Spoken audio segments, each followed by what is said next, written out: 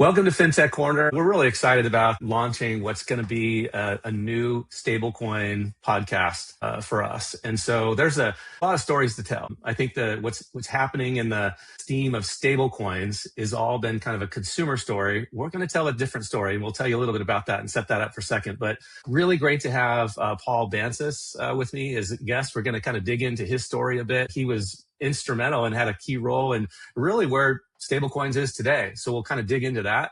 It's a bit of a backstory to the setup of what we're going to talk to. So this is episode 1.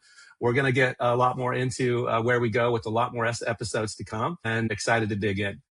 So the first thing I'm just going to set this up with kind of what is the thesis. We're calling this stablecoins going mainstream. What's going to accelerate the adoption in corporate finance and treasury? So if you think of what's happening right now with the Clarity Act and what largely is the bank and crypto lobbies, battling it out in this high stakes battle. When is this bill going to get out? When is it going to get signed? When is it going to get agreed to? And what it comes down to really is around yield. And so much of this is a consumer story around the concerns of a flight of deposits around yield for consumer banking. And you look at why that matters. It matters to consumers, but there's a whole different element that's not being told about at all, that's sort of missed. So we kind of say, hey, this is the wrong lens when you kind of look at where this is going to go. Most of stablecoin is all about kind of trading in crypto today, but if more to go mainstream and have all the uses on the business side, in particular businesses that are 20 million in annual revenue and above, like there's a corporate finance and corporate treasury use case here that's welling up. We've got a lot to say about that. So that's really the angle of this whole podcast, a series of podcasts. And so let's dig in. So Paul, just great to have you on. And you've got such a great story, great background. Let's start, talk about, introduce yourself and tell a little bit about your background. That's fantastic. Thank you, Brett. And I will say we've picked a fantastic time to kick off this podcast series. There's so many things happening in the market. Every week there's an announcement that underscores what you said before, that especially in the stablecoin world, the whole narrative of this being a crypto product, et cetera, that's kind of left behind. And what we're talking about now is just building, infrastructure to move value, payment infrastructure. So it's incredibly interesting time. As you said, I've been very blessed to be able to operate in this space during a really wonderful and interesting time over the last several years. My payments background before is I started off as an attorney working with a lot of banks here in Miami, a lot of international banks in Latin America, but then kind of moved over to more of the fintech and sort of non-bank financial institution side. That's when I first joined PayPal back about 15 years ago as an attorney. Then I went over to the payment side, again, moving value and remittances, worked with MoneyGram. That's where I transitioned from being a lawyer to being more of a general manager and running a P&L. And then I was very, very fortunate to go back to PayPal as one of the founding members of we called it the BCDC team, blockchain, crypto, and digital currency team. So I was one of the founding members there, got to work with some extraordinary folks on putting really together the strategy from day one, from zero for PayPal as a payments company to be able to incorporate this new technology that was coming up. And again, it was a very interesting time. If you kind of look at the evolution of things, when I first started here, you'd walk into a room and you talk to people about, blockchain, distributed ledger technology, and Bitcoin, and you were met with eye rolls, right? It suffered from a big PR problem at the time.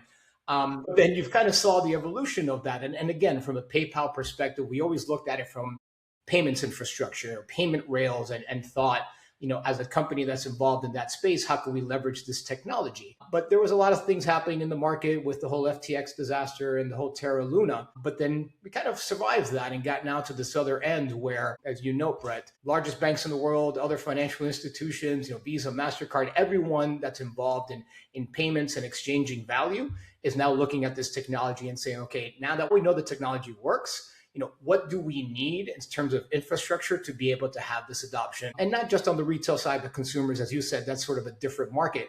But when you want corporations and enterprises to be able to use this for all forms of payment, whether it's internal money movement or payment to counterparties, we're seeing a lot that's happening in the market now in the last couple of weeks and months that sort of validates our thesis back in 2019, 2020, when we were putting this together, that, stable coins, a stable value that can leverage the underlying technology, is going to, add a lot of optionality and choice to payments. Will it ever replace traditional rails? It's hard to say, but in the short term, certainly it's going to complement it and be able to really take advantage of sort of that, all of the elements that blockchain gives you, which we know now, the instant settlement, 24/7 availability, but then also, the programmability of it, and the ability to use it with limited intermediaries. So, I was lucky enough to get started in this space from a payments perspective at PayPal. And, I pulled actually some documents we put together for the then CEO and read them the other day and said, yeah, we were onto something very early on.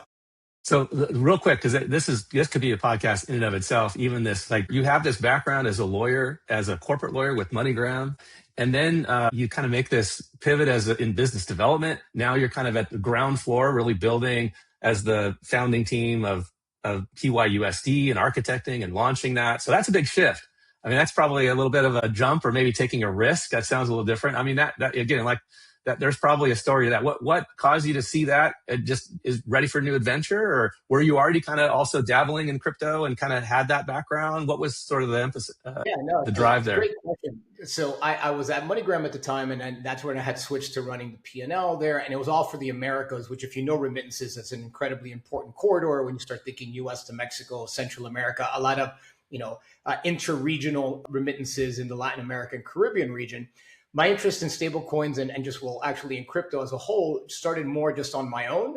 Started noticing it pop up a lot. And from a legal perspective, I was also interested in sort of blockchain and the law, and read a couple of books on that. And, there was this phrase that code is law, something that was mentioned often in the early days. So just started, sort of looking at the space. But then I was, again, fortunate enough that an old colleague of mine from PayPal, who he used to run the Latin America division, and I was his lawyer, went back to PayPal with the mandate under Dan Schulman, the CEO, that we needed to put together a cryptocurrency strategy. At the time, the only thing that PayPal was doing is they were one of the original members of Libra, if you remember that, from Facebook. That's right. And, yeah, Dan, I forgot about that. Yeah. Yeah. And, we went in then in 2019 with my colleague, Jose Fernandez da Ponte, who is now with Stellar. He gave me a call and said, look, I really want you to come in as a founding member of this, because one of the important elements here is going to be navigating sort of the regulatory aspects of all of this, right? It's not just the go-to-market, it's not the product. It's also, we're living in the gray area here in the US and globally. And quite frankly, that's something that I had done a lot in my career, because when the first time I was at PayPal, you were trying to describe to people this whole sort of digital wallets, cross-border, and you were going throughout Latin America and meeting with all of the regulators there, explaining this to them. So navigating that sort of gray area was something that I was accustomed to. So he thought, great idea to put you not only, the head of global market development, also gave me sort of dotted lines from legal and compliance and regulations and GR, because we knew that this was going to be an adventure to sort of navigate, because again, PayPal was a highly regulated institution. And then was lucky enough, again, when you're a small team, you got to play many hats, right? So I remember the early days, now the BCDC team at PayPal is 200 plus, but in the early days, it was 4 of us sitting in a room making these decisions. That's awesome. At the time, I remember, Brett, the market cap for stablecoins was 4 billion, right? So 320 now, right? And putting together sort of our thesis. But I think it was the culmination of having had a fintech background with the legal compliance risk background, again, living in the sort of gray area. And then this just general interest, it was never about the speculation. It was never about, how high Bitcoin's going to go. It was all very first principles. PayPal is a payments company. We move value between merchants and consumers, and merchants to consumers, and P2P. And we have the Zoom product for remittances. Taking a step back holistically and saying, what would digital currencies as a whole, what is this technology going to unlock for PayPal? So it was a great time to be involved. So I was very fortunate to do that. Well, it's not surprising that, Jose picked you, because just even the short time that I've gotten to know you too, like it's almost like most interesting man territory. You've done a lot, and you've done a lot of things. I think partly it's like he needs somebody on a special mission, because I can imagine going to PayPal too. There's probably, like in those days when you're starting, for, like you say, 4 people. It's awesome. It looks like startup within now. what used to be a startup, but, decades ago. And there's probably some resistance to that. People are probably like, why are we doing that? Does that make sense? There's probably a lot you have to navigate internally, a lot of stuff that you just have to, again, it's still ground floor aspects of you're going to have to figure this out with not the benefit of the ecosystem as it exists today. There's probably stuff you're having to build and leverage. So yeah, what next? You go to PayPal. I'm sure there's all those layers that you're having to contend with. You're kind of having to navigate and, use all of your, tools in the tool bag to navigate through that. You're on the scene, you're working through it. What's been some of those, that journey, maybe the resistance and then some of the challenges that you're facing? Yeah, there was a lot of learnings with that, right? Because we didn't want to just adopt what was out there, right? We were trying to position ourselves as we believed early on that for a variety of reasons, the strength of the brand, trust, our regulatory structure, et cetera, that we were in a position not only to just adopt what was out there, but we can actually lead and we can innovate. That took a lot to convince internally, though, because, you do have a regulated financial institution here that is, subject to a lot of compliance obligations and risk obligations, and it's a global operation. And here we are introducing something that's very new to everybody. So it was great training ground for later when we were trying to then get other companies to adopt what we had built. It was a great training ground internally, PayPal, as to what is it that PayPal needs to see? What are the folks that, what issues do we need to address for folks to be able to get on board and want to support not just adopting this, but being a leader and actually trying to be an innovator and trying to launch some of these capabilities. And real quick, sorry to interrupt. What was kind of the strategic get though for PayPal? What did it feel like? I'm sure there's part of that you still kind of have to build out the thesis to get more of the green light because it's so early. But then what was the thesis there for PayPal? Why do it? What was in it, for PayPal given, some of the other things that are already kind of out there? Yeah, so the reality was that there was a couple of things that factored. The first element was that this is coming, right? So it's not a question of we can choose to ignore it or not. We can be owners or renters of this in the future, right? But we knew the technology was coming. Again, I got to work with some very brilliant folks that were analyzing this and saying, look, what this can potentially unlock when you have new payment rails that don't have some of those pain points that we had traditionally. This is going to come, and this is going to be, again, optionality and choice and provide a new sort of path to exchange value. And we decided early on, as I said, that analysis was, do we just want to, like on traditional rails, sort of be renters of what's out there, or can we control a little bit more of this? So there was just a strategic aspect of controlling. But the other part was what I said earlier. We thought that brand and trust and sort of our compliance element was very, very important. So we wanted to control to a certain degree some of these elements, right? It had to be sort of a controlled environment that we wanted. So when it came to functionalities of the coin itself, in terms of launching our own stablecoin, seize and freeze capabilities, how we would talk to regulators about it, we wanted to control our own destiny there. And because we realized that the technology was there, like launching a token in terms of managing smart contracts and all of that, settled that all works. The question then becomes is how do you build utility? How do you build distribution? How do you get ecosystem support? And again, because of our existing network, we thought we were in the pole position to be able to say, we have the merchant relationships, we have consumers all around the world, they're used to exchanging value. We know what the pain points are on cross-border e-commerce or merchant settlement, or even remittances due to the Zoom product.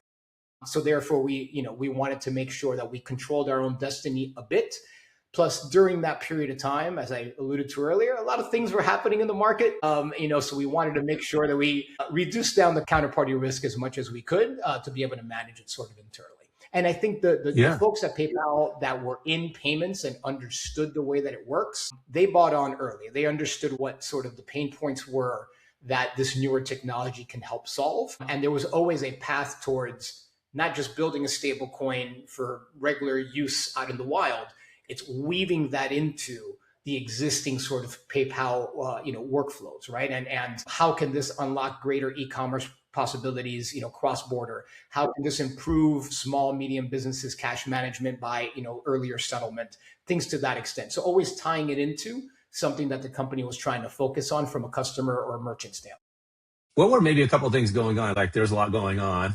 You think we could kind of, but what might have been the big thing or two that was the catalyst or like, okay, this mission now, the importance of it the scope of it is now going up. We have to do this.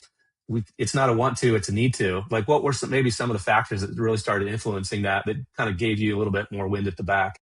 Yeah, no, it's a great question. So I'll talk about the negative ones first. Obviously the whole FTX thing happened during that time, and then Terra Luna disaster with an algorithmic stablecoin. There are some issues with some banks out west, and a momentary depeg of a very well-known stablecoin.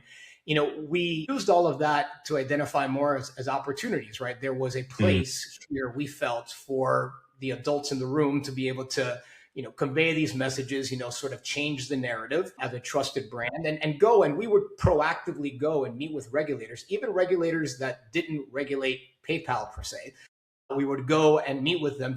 We thought part of our job was to be evangelists, but to be educators as well. So we took our responsible innovation approach very seriously by making sure that we were careful of what we were putting out there. But first, it was all the negative things that were happening that we felt there's an opportunity for us to be leaders now.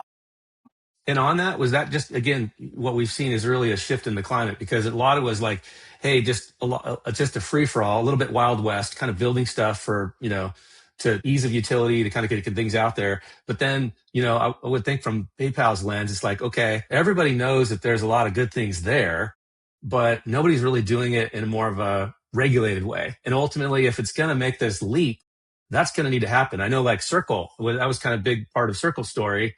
And that was one of the reasons why I kind of started, digging into this, well over a year ago. But the Circle IPO, because that, you look at their meteoric rise, but part of that story for them, it's almost like they did something a little different. They focused more on the regulatory side. Was that really PayPal's angle too? Seeing that, like, hey, nobody's really doing this. It needs to happen in order to make this leap. Like, we could do it in the right way to make it so that way it could be a kind of a mainstream stepping stone. Yeah, absolutely. And that was our approach. We were the first entity ever to get what they called a conditional bit license out of the New York Department of Financial Services. They invented that, and we were the first one, together with our partner Paxos Trust. We were the first entity to then convert a conditional bit license in New York to a full Very bit cool, license yeah. in New York. And then we created a trust company under the New York Department of Financial Services as well, just to run our digital business. So absolutely, we thought that we had a competitive advantage actually by leaning into the compliance aspect of it and our risk programs and building it in a way that it was not outside of PayPal. It wasn't something on the side. It was built within the fabric of PayPal itself. So, when you're looking at it from a compliance or risk management standpoint, you would see the holistic approach with your customer, which included all of their traditional PayPal activity, but now whatever they were doing with digital currencies. And we felt, as I said, that we were in a very good position because we had that credibility with regulators to begin to educate and be able to sort of change the mentality a bit of how they were looking at it after those negative incidents that happened out in the market. But that was the negative side. What happened on the positive side was also, a lot of things, Brett, in around 2021, 2022 were popping up. There was the NFT craze. There was a lot of stuff that was happening on DeFi and staking and all of these things that were perhaps, at least from a regulatory side, a little too hip for the room for folks. They were going over on some of these sort of, more complicated sort of structures, where we at PayPal went back to sort of first principles and say, look, let's forget about all the hype and all the noise. Look at the infrastructure, look at the technology, what blockchain allows you to do, and let's now lean into that. And how can that create better efficiency? How can that sort of, revolutionize a little bit how we're providing our services to our customers, both as a PayPal operation, but also customer facing. So there was that as well. And the market started shifting because if you recall, sort of in the beginning, stablecoins, really the creation of it was a trading pair for volatile cryptocurrency, right? So you had Bitcoin, you wanted to get out of Bitcoin, but you didn't want to go to fiat to your bank. So you wanted, an atomic swap, of another token, but that maintained a stable value. So in the beginning, that's what people were using stablecoins for, is to get in and out of these positions, volatile to non-volatile, without having to go traditional rails. It's like a crypto trading pause button. What's that? It's like a crypto trading pause button. Exactly. To be able to hold it and then jump back in, because sometimes they would do that 3, 4, 5, 6, 10 times a day. Yeah. When we started analyzing that and saying, hey, there's no reason why that can't also operate if you have that stable value as a payment for regular payments and counterparties. Because the beginning, people were looking at, will Bitcoin be a form of payment? I think the volatility there, and that's not what it was designed to do, I think turned some people off and said, look, Bitcoin may never actually take hold as a form of payment for folks. Mm. Once stablecoins started to become better understood, then that kind of shifted sort of the mindset. And it said then the third part will have to be when sort of then the regulators and the government started paying attention to this, right? And all of a sudden, you're starting to get things like the Genius Act. You're starting to get sort of debates on what's the best way to regulate this. And now with Clarity Act, I think all of that started those conversations while we were, working all of this, and we launched in 2023. And I think the fact that PayPal, an incumbent fintech, not a crypto native company, was able to launch this, had a good narrative, had the right controls, had thought through how we were going to do this, helped also those conversations with the regulators realize this is something that we're going to have to take a look at. We can't ignore it because companies like PayPal and others are starting to really embed this into their normal operations. So I think, to a certain degree, companies like us getting into the space sort of made it top of mind for folks as well. So if you think to also now you're in build mode, you will kind of understand that, these benefits, you understand kind of what the target is that you're marching toward. You're on a mission. What are those pieces that really at the ecosystem at that time? And like when you mentioned NFT, it's amazing. It seems like a lifetime ago. That wasn't actually that long ago of how that kind of came and went. But when you're on this mission, what are some of the things, because the ecosystem maybe isn't mature enough, there's not a partner maybe you can have. So some of the stuff you might be having to build and pioneer a little bit. But there's also other stuff, like you mentioned Paxos, and finding the right issuer, the right partner. So what was that, right? Maybe looking at what you had to build, what you wanted to build, what you wanted to, what you needed to partner on and who you needed to partner with. How did you kind of make that assessment? And then that's maybe a segue to a second part of the question, why Paxos? Yeah, we realized again early on what were our strengths, and our strengths came down to, especially in this space, right? Because again, this is 2019, 2020. Not everybody knows who a Circle is, or even a Coinbase or a Kraken or Crypto.com. So you started looking at it from, we knew trust was going to be a big element here, right? And PayPal again is built on, we have licenses all over the US and in Europe and parts of Latin America and Asia. So it became very important for us to say, anyone that we choose to work with, anyone that's going to provide sort of infrastructure for us on the back end, we wanted the highest level of regulation as well, right? Because this is all going to be built on trust. And from the regulatory side, from the merchant side, from the consumer side, and even internally within PayPal and its own risk management and the board, is we want to make sure that, I always used to say, as part of our BCDC group, it's a Hippocratic oath, right? Do no harm. We live and die by our licenses here, guys. And I made a living before representing banks that had enforcement actions and cease and desist orders, and said we don't want to be in that world. So the first thing that we have to do here is do no harm. So let's innovate, but let's be respectful to the operations that PayPal has. So in choosing partners, or in choosing products and services to put out, or even functionalities to put out day one, we were always very careful and very self-aware of who we are, who our target audience was, and always making sure that we are highlighting the trust, and our regulatory sort of commitment, and to make sure that what we were providing to customers was a way for them to get accustomed to this new asset class, accustomed to this new technology, but within certain guardrails to make sure that catastrophes didn't happen early on. So we were very, very much providing sort of low risk curated experiences for folks to be able to build on throughout the years. During that process, we did realize we wanted to own certain elements of it. We did do an acquisition of a company out of Tel Aviv, Curve, without the E at the end, CURV. We did that in 2021, right after we launched our first crypto product, to have the talent, the engineers to be able to build some of the infrastructure on our own. Again, and usually that was related to how much do we want to control from a risk management perspective or a compliance perspective and things like that. So that was sort of how we made that determination, and understanding that, that wasn't PayPal's core service at the time, right? We did not have a crypto team. We had sort of researchers that would look at what's happening in the ecosystem and our small group that was putting together the strategy. So we wanted to learn as much as possible about what was out there. We were, again, lucky that we were able to connect with folks that were the adults in the room, doing the right things from a regulatory perspective, thinking about, knew enough to know that all roads lead to eventual regulation in this space.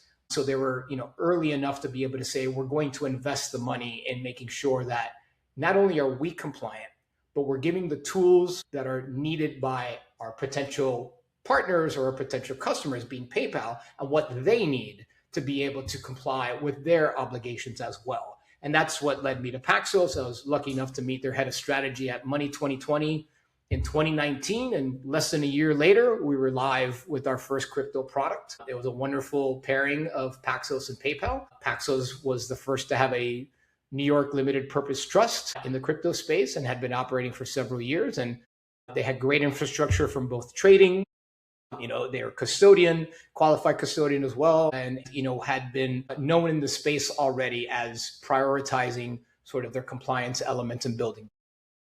So it's a perfect pairing because they really have the same mindset.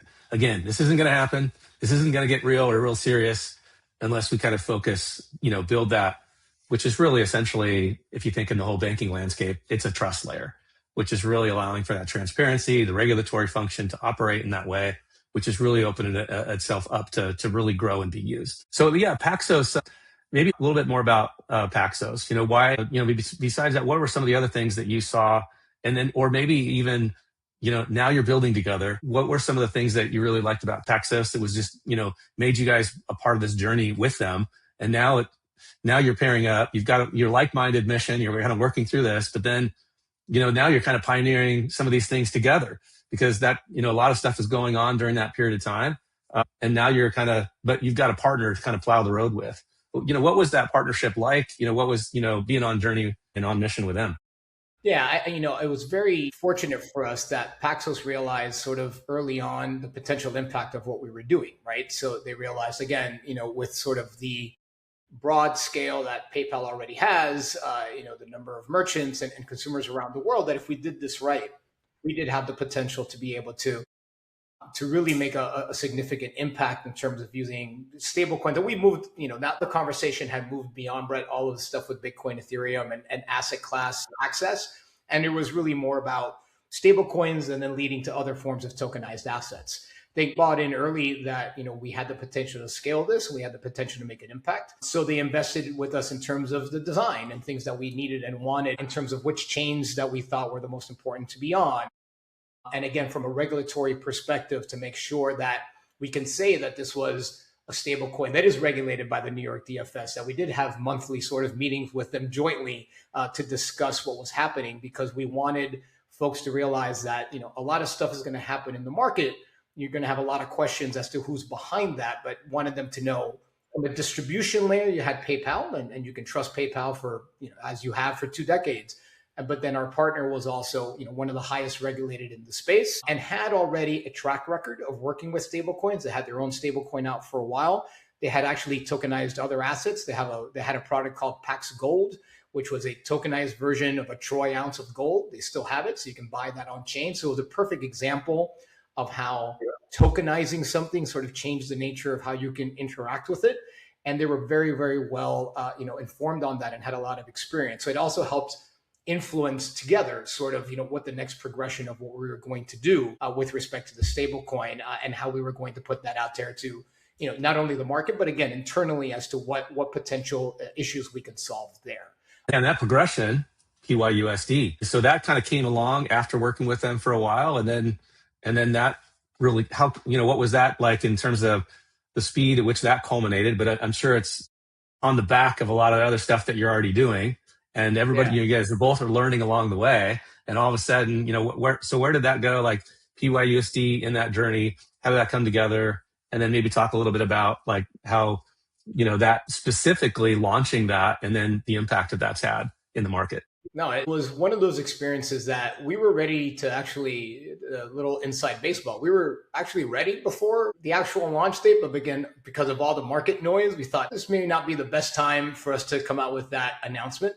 But we use that time to, again, be an evangelist for this with regulators, both in the US and outside, and just continue to educate. So then when we finally launched in 2023, it was not the favorable environment that you have now. It was met with some resistance and some phone calls that came in. But, once we were out there, and again, we showed folks that this was carefully thought out, that the design principles here incorporated things like compliance and risk and everything else and sanction screening and everything, that we really had thought about it holistically, those conversations started to become more of like, well, let's forget about those elements from a regulatory standpoint. They just wanted to understand, so how are people using this? What are the use cases? Where do they see the value? So that was a wonderful thing that it started to shift in terms of, okay, I understand everything you're telling me, Paul, about how you designed it and how it operates, but why do people care about this? Why are people starting to utilize this? Which was great, because that started sort of the education process on, we can't ignore this technology. It could really help and create more efficiencies, et cetera. But the biggest thing I think I learned from that entire experience, great, the launch, that was the easy part. The hard part is, how do you scale this and grow this? Even with the strength and the ubiquity of PayPal, there's so many things that you need out in the market for a stablecoin to actually be of value to someone. Liquidity, utility that we talk about all of the time. What am I going to do with this token? How can I get in and out of the position? How do I hold it? Which chains are supported? That is a full-time job. Like, my entire team shifted from what we had been doing before on sort of building this and go-to-market and strategy to now building ecosystem support. Which exchanges are going to list you? Which wallets are going to support? In which DeFi corners do you want to be in? Measuring, again, the reputation that you want for your token, in terms of PYUSD as a token, but then also the need to have that ecosystem support and the growth. So it's a delicate balance there of how much you do on each side. That's why, eventually when the time at PayPal ended for us and everybody kind of went on their separate ways, I actually ended up joining Paxos for a while, because I wanted to understand, again, from an infrastructure standpoint and from a sort of scaling standpoint, what needs to be out there? How do you build this? And taking my experience from PayPal and started working a little bit on that on Paxos with a couple of their products, including USDG, the global dollar network that they had built, and then realized, with all now this news of everybody building a stable coin and they're all going into the markets, like, the launching part is really, really easy. Is how do you create value here? Is what is the utility for this coin, for this token, and how easy is it for folks and interoperable with other payment methods that they have? And that's the real challenge, right? And I learned a little bit about that at Paxos and started seeing, what strategies were working and which ones perhaps, weren't. And it was a great experience to be able to do that now from an infrastructure standpoint and see sort of, again, other products and other launches that were from zero to be able to reach some meaningful market cap, but more importantly, meaningful usage. Well, that's, again, probably another podcast to dig into, because if you look at now, okay, you're building it, you're launching it, and now you have it, it's out in the wild, people can use it, but then it's like, can they use it? It's like, so what? What now? Is that a little bit of if you think of what's going on right now with pretty much every bank, and you can see the headlines, like, if you're a bank, you have to have a digital asset strategy. If you don't, there's something wrong, is sort of what's implied there. And that seems to be the case. We work, with a lot of banks, and they all have now people who are in charge of their digital asset strategy, multiple people, teams in some cases. They're picking partners, they're working through that. Is that a little bit, again, it's one thing getting the token or getting some of that stuff, but it's another thing actually making it real and really creating a lot of utility around it, making sure that it could be, fully utilized in the way that the system and the infrastructure are utilized today. Yeah.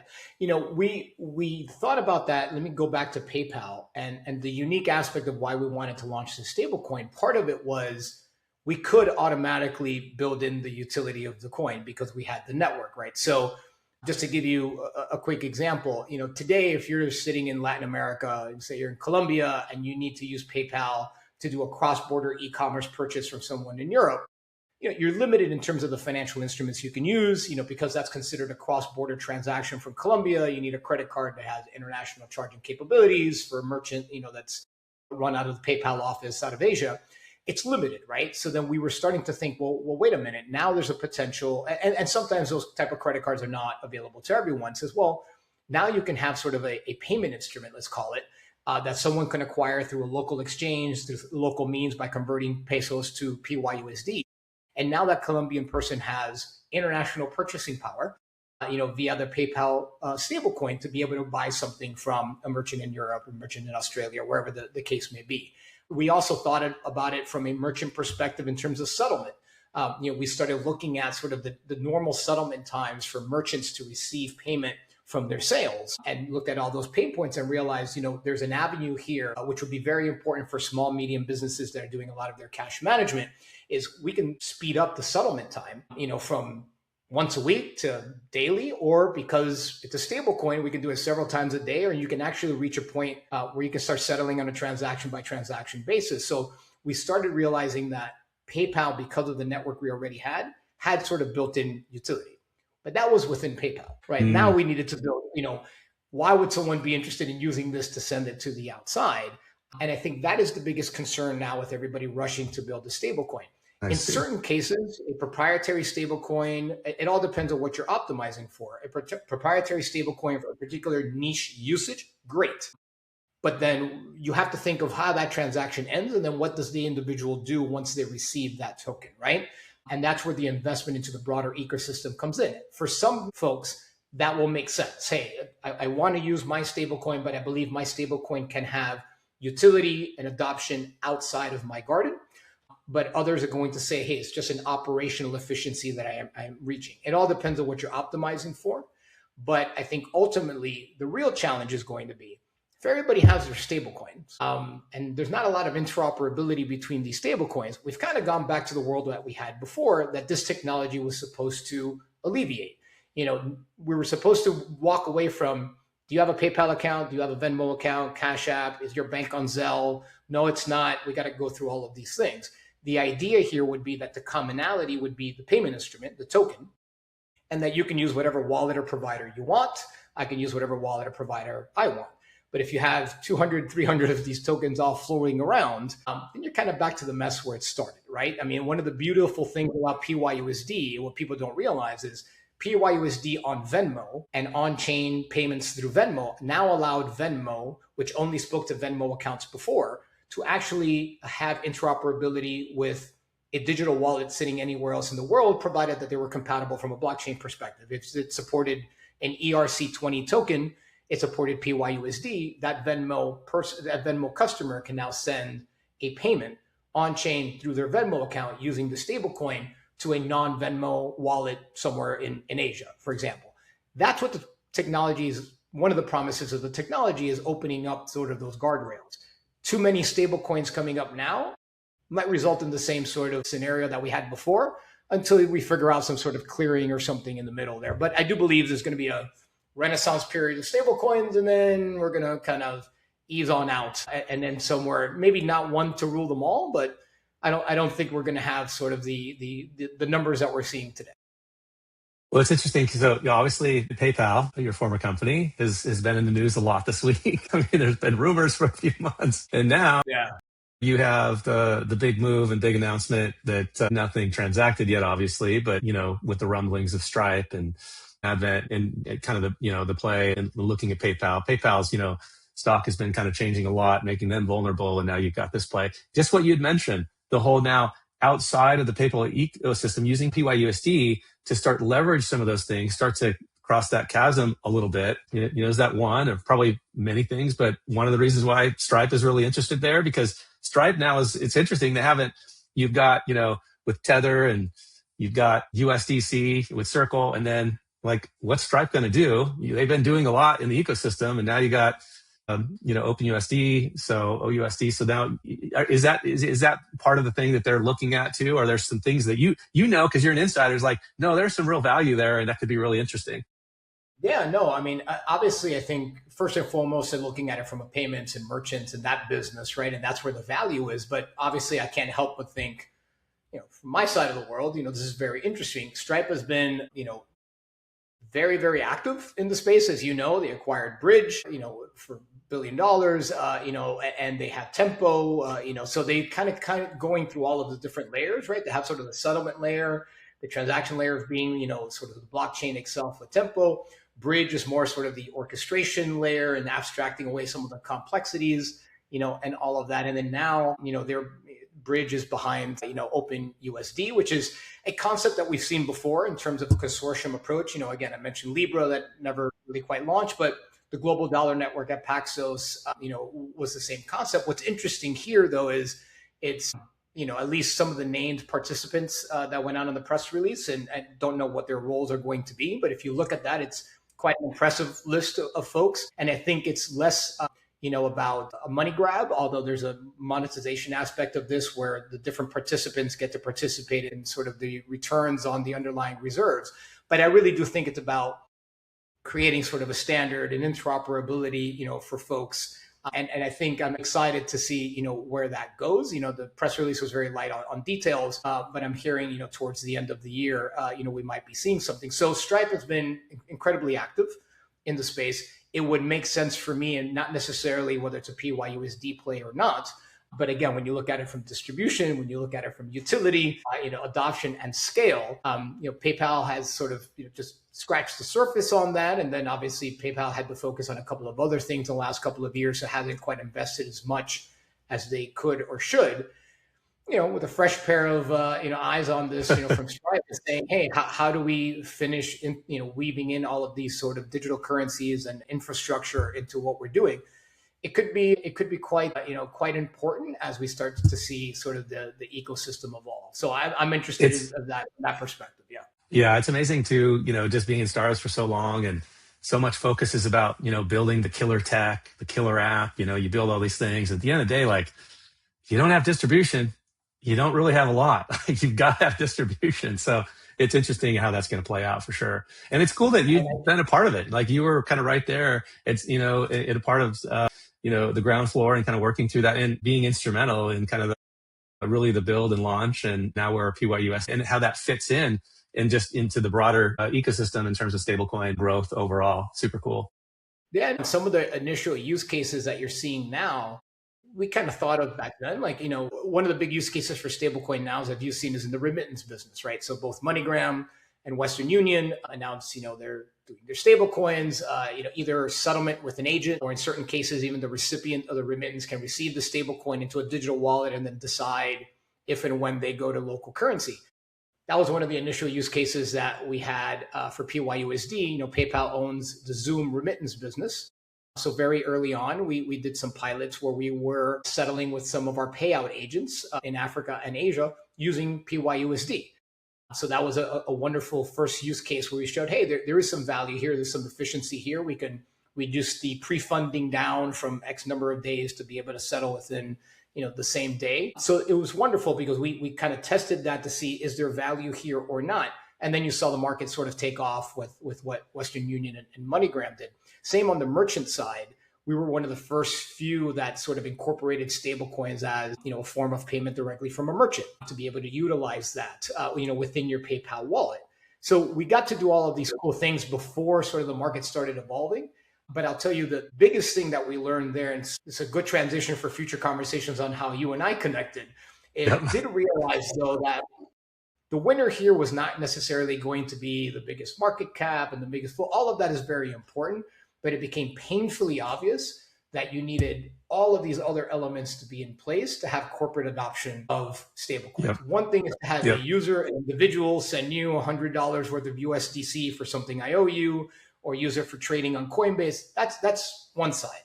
The other side, when we started talking about large merchants, corporates, using it for treasury, B2B payments, all of that, you realized this can't, once again, sit on the outside. This has to be embedded into what they're used to. So all of those elements that perhaps other folks weren't focusing on, rule-based, controls and permissions and reconciliation and compliance and risk, all that boring stuff to certain people was really how you're going to win this space, right? Because the only way you're going to get adoption is by having all of that. So that was also a very interesting thing for us to realize, okay, everything that we held, sort of our thesis in the beginning sort of held throughout that process, and underscored again, you need that sort of infrastructure. That's why when we built things on PayPal, we abstract away the complexities.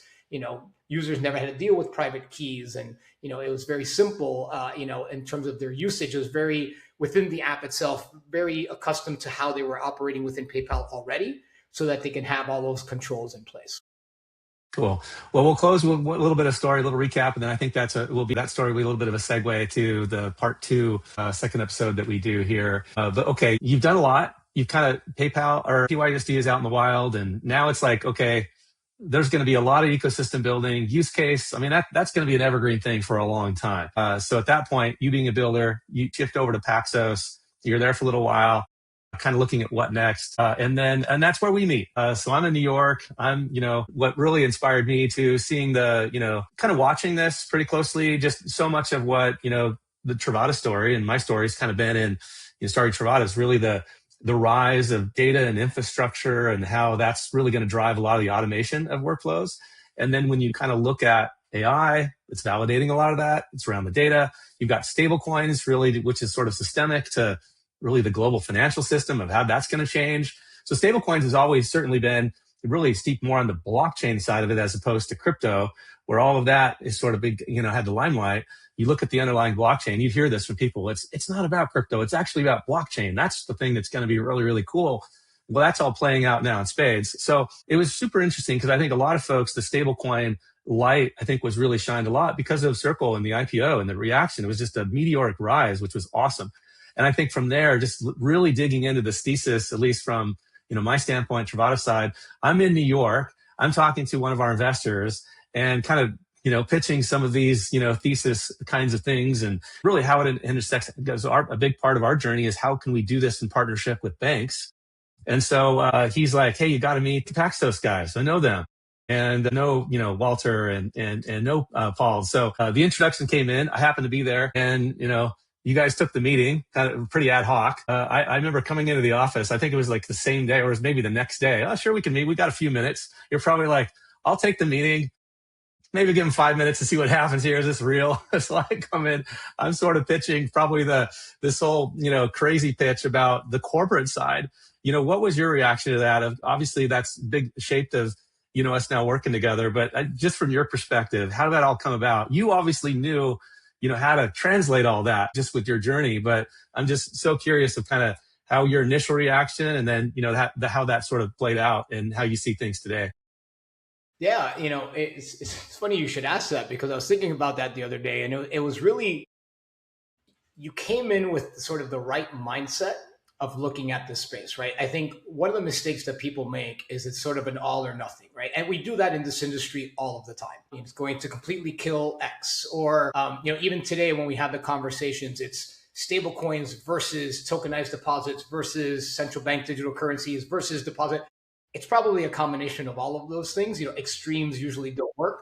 What I loved about you is that you came in and you said, tell me if I'm crazy, but these are these are the use cases and the workflows that I'm thinking that stablecoins can play a role when you start talking about treasury management, cash management, working with banks, et cetera. And, your articulation of your thoughts early on were right on point, right? There was no hyperbole. You hadn't sort of drank the Kool-Aid, but you also had already made the mental leap that realized that there was something there. Usually counterparties, clients fall on one of the two sides where they just come in and they think it's going to revolutionize everything. And it's a little difficult to kind of bring them down to normal expectations. Or on the other side, it's a complete uphill battle, just trying to explain to this why this matters at all. You were in that sweet spot of realizing this is going to make an impact, not crazy stuff that we're talking about here. It's everyday pain points, everyday efficiencies, because there's legacy systems out there that are slow, because, I've worked with treasurers and CFOs all my career, so I understand their pain points. And it all just started to make sense. And from somebody who built a stable coin with the team over at PayPal, hearing a use case that from somebody on the inside that can say, hey, this is exactly where it can play. This is exactly where it can add value, was very intriguing to me. I said, okay, great. This is sort of the promise, right? You build it first, and now you show how it can be used and how it could be incorporated into existing systems, which again, is the same theory that we had at PayPal, right? We have this sort of network. We have what we're doing. We're going to integrate this to improve it. Same thing that you said. This is how treasurers and enterprises run, their cash management now and do the treasury management system. How can we improve it by incorporating the technology, stable coins, et cetera? So I think for me, it was sort of that perfect union of saying, okay, this is a real world use case, existing pain points. It's not, a solution trying to find a problem. It is we've identified some problems and we do have tools that can help sort of with some of those problems.